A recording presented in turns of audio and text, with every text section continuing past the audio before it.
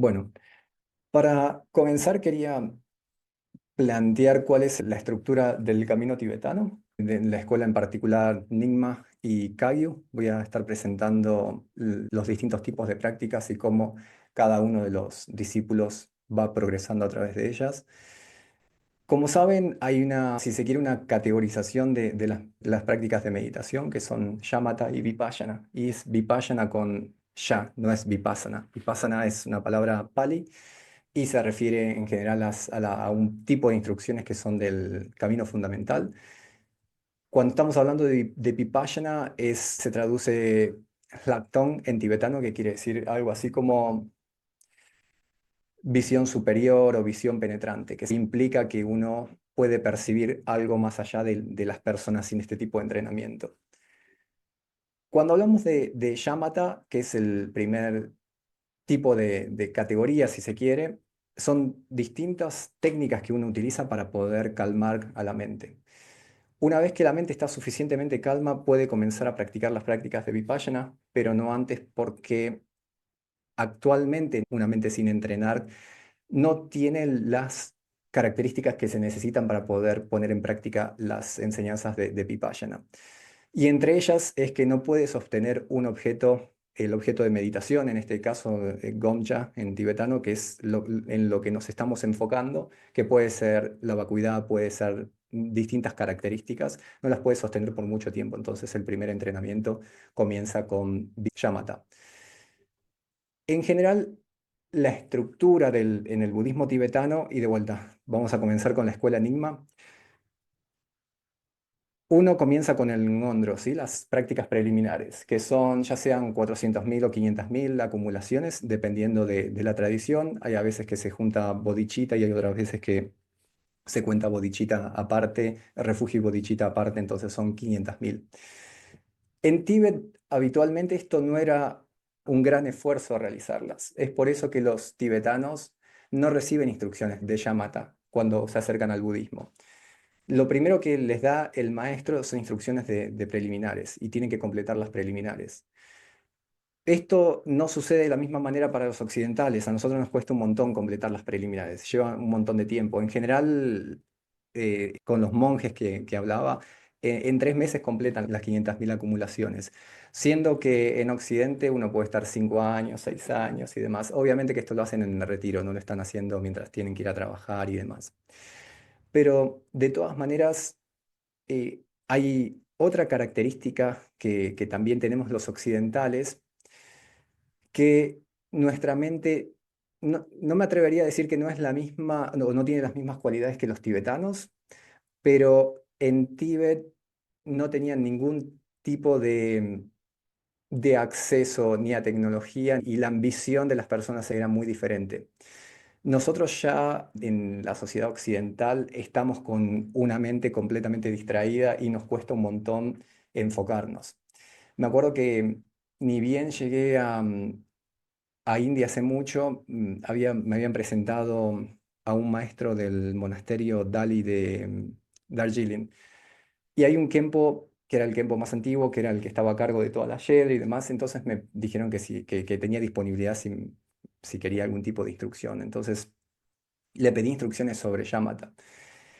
Y me dijo que cuando complete 4 veces las preliminares que vuelva y me daba instrucciones sobre Shamatha, que eso no se daba habitualmente. Y yo le decía que yo ya la había recibido de Gerardo antes y demás. Y me dice, sí, pero acá no lo hacemos así. Tenés que hacer 4 veces las preliminares y después venís y te doy instrucciones de Shamatha. No quiere decir esto que en la escuela Enigma el practicante cuando está haciendo las preliminares no tiene cierta experiencia de la naturaleza de la mente. Si el maestro se lo mostró y el estudiante tiene la capacidad para reconocerlo, uno puede aún así hacer las prácticas preliminares y esto va a traer un montón de beneficios en la práctica. No es que esto viene después. Pero depende de la condición de cada uno de los discípulos, pero definitivamente se ve que hay una transformación en las enseñanzas cuando nos están enseñando a nosotros los occidentales, justamente por esto tenemos características diferentes. Nuestra perseverancia es diferente, la manera en la cual comenzamos a practicar también es diferente. Si le preguntamos a un tibetano cuando el maestro le da las prácticas preliminares, no tienen ninguna duda de que las completan, las hacen y no tienen dudas. Nosotros empezamos y acumulamos 1000 postraciones y empezamos a preguntarnos por qué estamos haciendo esto no tiene ningún sentido y empezamos con un montón de dudas y es muy difícil completarlas si no tenemos claro cuál es el camino. Y acá es donde entra la parte de estudio, para mí es fundamental porque te aclara un montón de aspectos del camino y te aclara exactamente por qué uno está haciendo cada una de las prácticas, además que son instrucciones de cómo hacer, es decir, cuando estás visualizando, no sé, una postración, toda la visualización está explicada dentro del contexto de Madhyamika, de por qué es exactamente lo mismo si estamos viendo al Buda en persona o si lo estamos viendo en una visualización nuestra. Y, y acá es algo que no está del todo definido, cómo se sigue con la práctica, porque me acuerdo también que cuando estaba haciendo las prácticas preliminares, estaba combinando la práctica de Shamatha y las prácticas preliminares y mantener mm, en retiro las dos prácticas es un poco difícil. Entonces, una vez tuve la oportunidad de ir a ver a Tenzin Palmo y estaba hablando cuál es la opinión que ella tiene sobre si debería dedicarme más a hacer yamata o a hacer las prácticas preliminares. Y su explicación fue que sí, uno no puede sostener las visualizaciones que estamos realizando dentro de la práctica de las preliminares. Es mejor cultivar shamatha y una vez que la mente está calma y podemos sostener las visualizaciones, ahí comenzar con la práctica preliminares. Y más tarde voy a dar instrucciones sobre shamatha. Después, tradicionalmente, las instrucciones de lo que son shamatha y vipassana en, en la tradición Nyingma vienen dentro de las prácticas que se llaman las tres raíces, que son el Guru, el Gidan y Dakini. Entonces, en ese contexto, uno realiza idealmente un retiro en el cual acumula cierta cantidad de mantras, de recitaciones de estas prácticas, después de haber terminado las prácticas preliminares, y eso va a depender también del maestro de cuántas tiene que acumular. A veces en retiro de 3 años, dependiendo de cómo se haga, se pueden acumular 4 veces, depende la tradición. En general, en Karma Kayu tienen una estructura en la cual tienen que ver un montón de prácticas dentro de esos 3 años, entonces van pasando por periodos de tiempo, le van dedicando a las prácticas, también depende del grupo de quien líde, de quien esté guiando el retiro, pero idealmente se hace hasta que el practicante tenga ciertos signos en la práctica. Más allá de cuántas acumulaciones de preliminares uno tenga que realizar, como decía en la práctica de Enigma, uno empieza a practicar la acumulación de las tres raíces. Esto lleva otro tiempo porque son, también dependiendo de la tradición, en general son 100.000 recitaciones por cada una de las sílabas del mantra y son varios mantras, entonces uno tiene que estar en retiro acumulando este tipo de prácticas. Y acá es donde el maestro en general introduce los conceptos de shamatha y vipassana y da instrucciones sobre cómo meditar en ambos. Y una vez que se finaliza este retiro o si uno lo hace en la casa, estas acumulaciones, el siguiente paso ahí es recibir instrucciones de Dzogchen. Pero recién ahí uno recibe instrucciones, en general también depende del maestro, uno va a recibir instrucciones de Trekcho y después de Togal si tiene la oportunidad y si tiene esas tendencias para practicar ese tipo de prácticas. En Kagyu la diferencia que veo es que cuando uno termina las preliminares, no se hace este énfasis en las tres raíces, en las prácticas de las tres raíces, sí se asigna un Gidam, una deidad, y uno acumula basado en esa deidad, y una vez que finaliza ese retiro, ahí uno puede comenzar a practicar Mahamudra, que están nuevamente, tenemos los 4 yogas de Mahamudra. Pero como ven, para llegar a practicar las prácticas de Dzogchen y Mahamudra, hay un montón de prácticas que uno tiene que poner en práctica. Creo que hay una constante también alrededor de las instrucciones de Dzogchen y Mahamudra, que es que uno va a un retiro y espera tener una experiencia transformadora en ese momento y que a partir de ese momento uno reconoce la naturaleza de la mente, tiene estabilidad y puede empezar a practicar estas prácticas. Y muchas veces no es el caso. Entonces, Lo que sucede cuando el maestro nos introduce a la naturaleza de la mente, y hay muchas maneras en las cuales esto puede suceder, pero se puede entender como una bendición y como una iniciación. Uno conecta con el linaje de Samantabhadra y a partir de ese momento recibe instrucciones de cómo reconocer la naturaleza de la mente y a partir de ahí uno se va a la casa y hace todos estos deberes que acabo de comentar antes. Obviamente que también esto va a estar guiado por un maestro, no es que uno por sí mismo elige una deidad y empieza a practicarla. Pero esperar ir a un retiro de un maestro que viene de afuera y tener una experiencia transformadora es un poco fantasioso. En general, eso no sucede. Obviamente que si nos sentamos a meditar, todos vamos a tener algún tipo de experiencia. Ahora que uno pueda replicar esa experiencia y que lo puede utilizar como para integrar en la práctica es otro nivel. No, no es exactamente lo mismo. Muchas veces uno puede tener experiencias de la vacuidad, experiencias de la naturaleza de la realidad y después no sabe cómo volver a tener esa experiencia para poder cultivarla. Entonces, en ese caso, siempre se explican que están todos estos aspectos que había comentado anteriormente.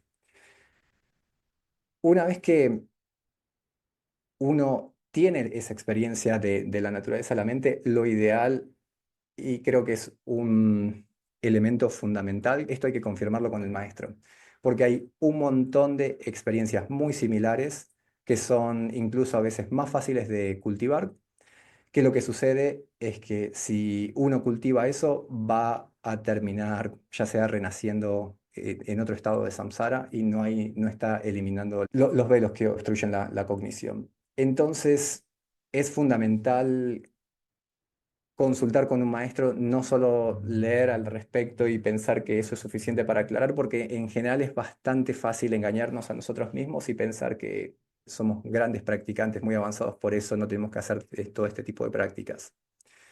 Pero tradicionalmente estas experiencias siempre se confirman con un maestro. Uno no puede esperar darse cuenta si esto es realmente lo que tiene que cultivar o no.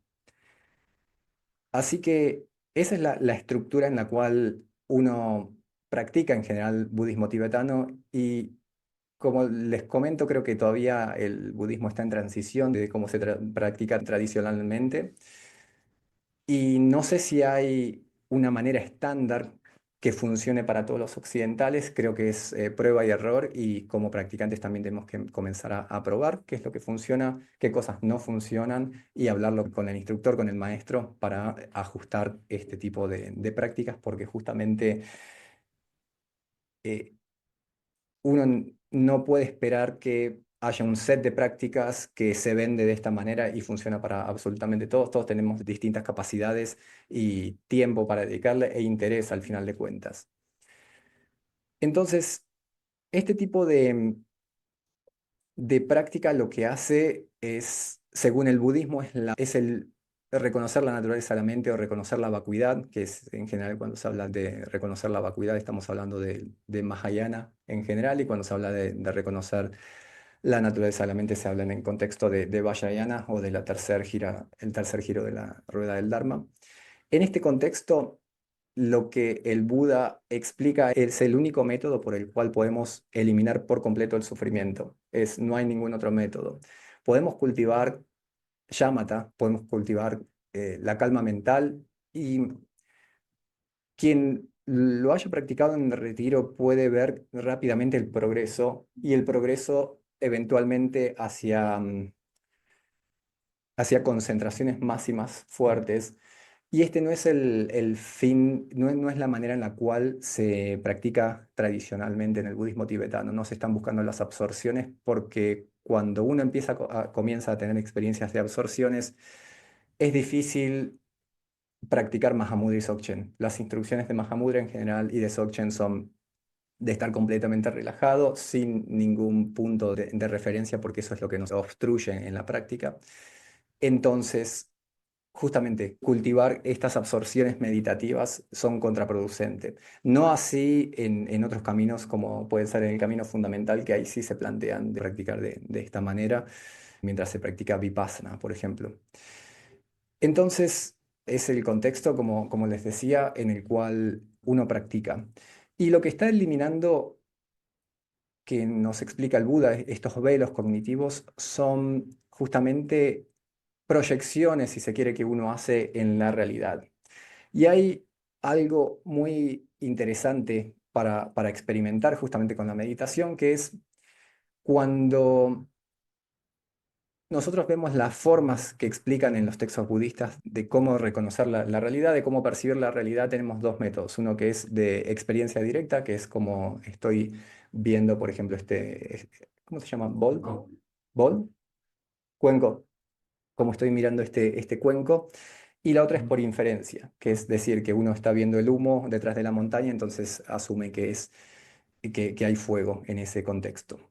Pero lo que nosotros percibimos como experiencia directa, que es justamente la percepción de este cuenco, si uno escucha el sonido en este momento y les pregunto si en este momento, si en el momento que percibieron el sonido estaban sentados o parados, ustedes no tienen que utilizar la inferencia para descubrir eso. Saben si estaban sentados o parados.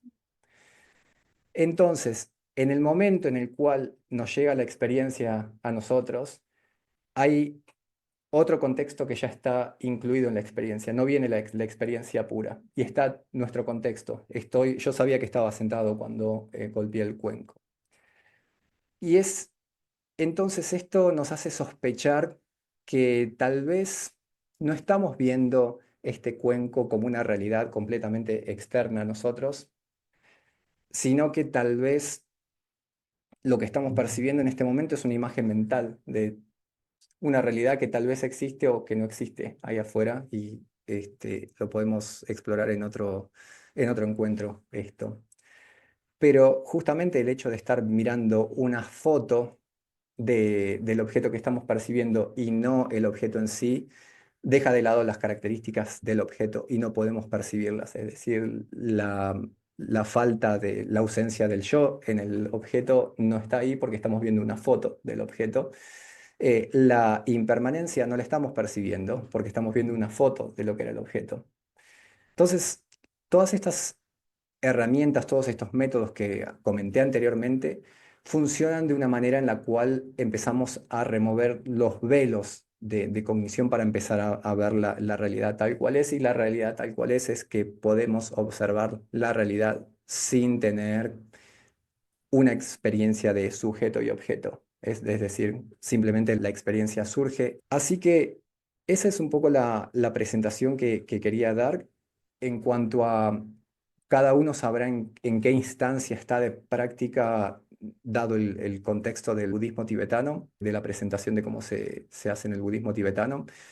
Y también si uno ve que no está avanzando en la práctica, en general es porque hay bastante trabajo que uno tiene que hacer antes de practicar ciertas prácticas que antes no eran tan accesibles, como prácticas de Dzogchen y Mahamudra no eran tan accesibles como lo son hoy. Hoy seguramente si ponen en YouTube van a encontrar un montón de instrucciones de Dzogchen y Mahamudra, y eso no quiere decir que sean útiles ponerlas en práctica de esa manera. Además que hay distintos elementos de generar una relación justamente con el gurú a través de las prácticas de las tres raíces, de recibir las bendiciones del maestro, de practicar guru yoga y demás que no están presentes si no tenemos una relación con un maestro. Y estas prácticas, para acumular todas estas prácticas lleva bastante tiempo, lleva mucha dedicación y esa es justamente la diferencia entre cuando estamos hablando de grandes maestros y nosotros o yo en este caso. Es que cuando estas grandes practicantes se levantan, lo primero que hacen en la mañana es se sientan y empiezan a practicar y no pierden demasiado el tiempo y al final de la vida han logrado algo que vale la pena.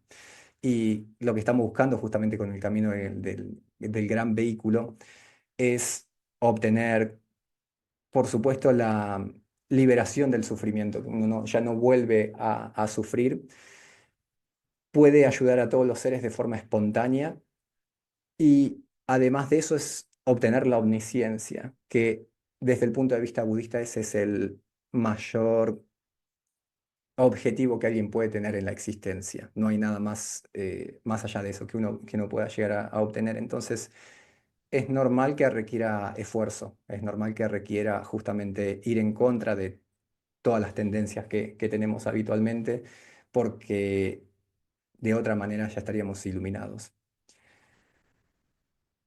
Así que en este contexto no quiero desalentarlos en cuanto a todo el trabajo que hay que hacer, sino lo que intento mostrar es que hay un montón de herramientas que uno puede poner en práctica para alcanzar el despertar.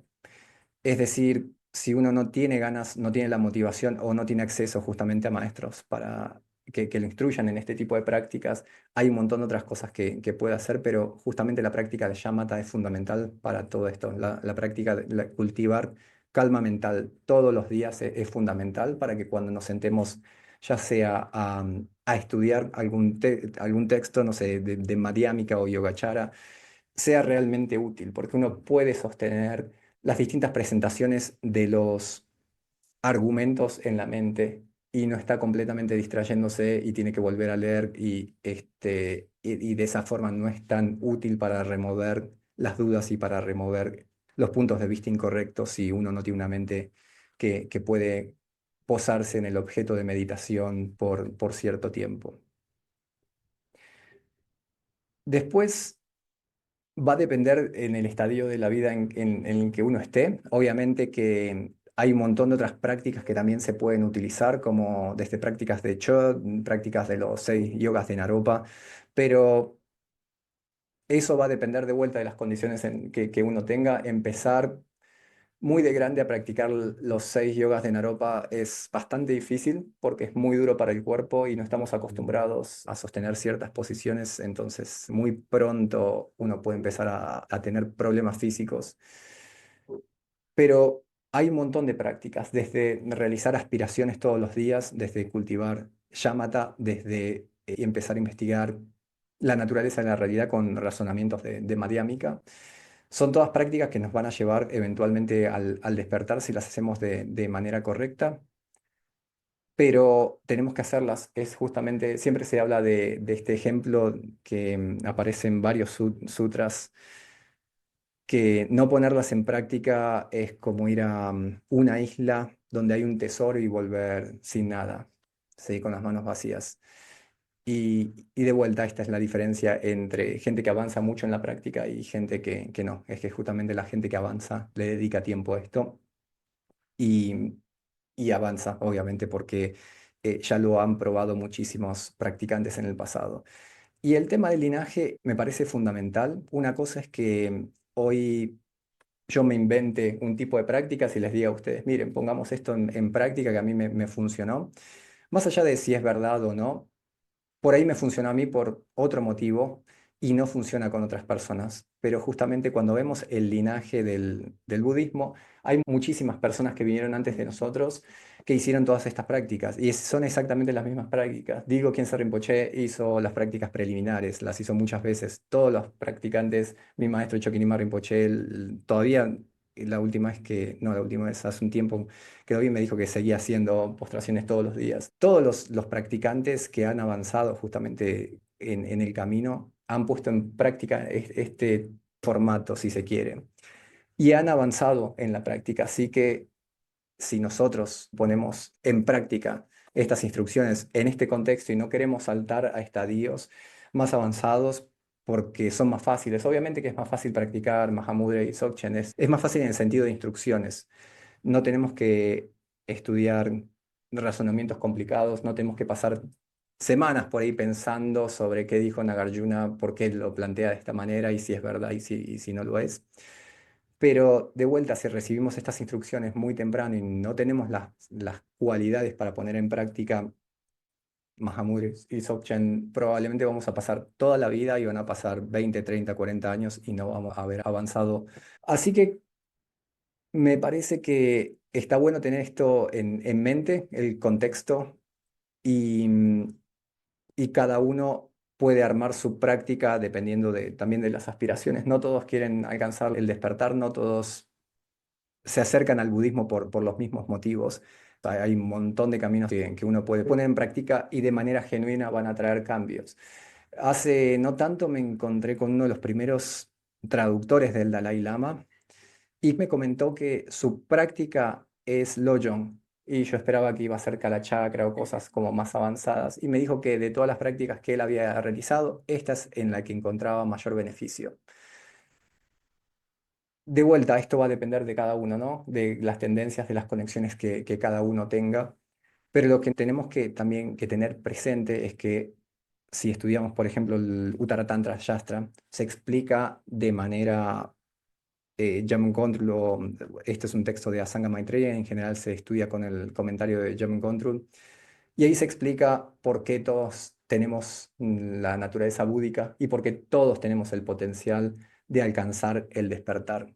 Entonces, pensar que uno en esta vida no puede avanzar o pensar que uno está muy viejo o que no tiene tiempo, o todo eso son excusas porque está explicado en los textos que todos tenemos la misma naturaleza.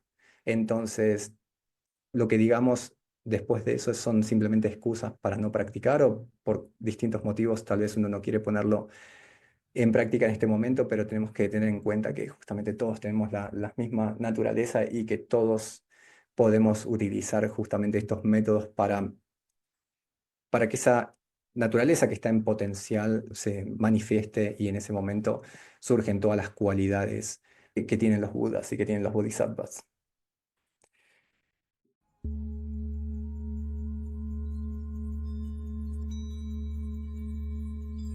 Gracias por acompañarme hasta el final del episodio. Si te interesa el contenido relacionado con el budismo, te invito a suscribirte en buscandosarteza.com a la lista de correo y la próxima vez que esté publicando un nuevo episodio del podcast, una traducción o un ensayo, te estaré notificando por mail. Ahora sí, hasta la próxima.